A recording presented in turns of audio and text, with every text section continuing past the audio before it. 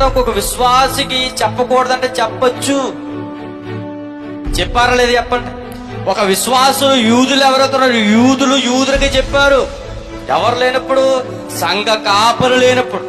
అంటే సంఘ కాపరు లేనప్పుడు సంఘ విశ్వాసులందరూ కూడుకుని అరే మన ప్రభువు యేసుక్రీస్తు వారి గురించి తెలుసుకుందాం రండి అని గుంపు కూడట అన్య ప్రాంతాల్లో అన్య దేశాల్లో చెదరిపోయిన క్రైస్తవ విశ్వాసులందరూ కూడుకుని క్రీస్తు గురించి బాహాటంగా చెబితే అప్పుడు అందరంట చాలా మంది విశ్వాసులు అన్యులు కూడా మారారు. ఎవరు లేకుండా? సంఘ కాపరి లేకుండా. ఎవరు వాళ్ళు? అంత్యోకియ ప్రజలు.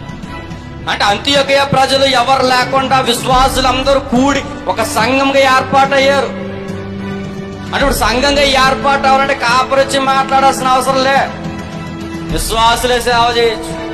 విశ్వాసులే ఇతరులకు సువార్తను ప్రకటించవచ్చు. విశ్వాసులు ఏం చేయాలి చెప్పనా? ఇతరులకు సువార్తను ప్రకటించి ఒకవేళ నీ వలన ఒక పాపి మారాడు పరలోకల ఆనందం. అంటే పరలోకల ఆనందాన్ని కలగ చేయకుండా ఆపేసి వాడు ఎవడనుకుంటున్నాడు? దుష్ట సంతానం.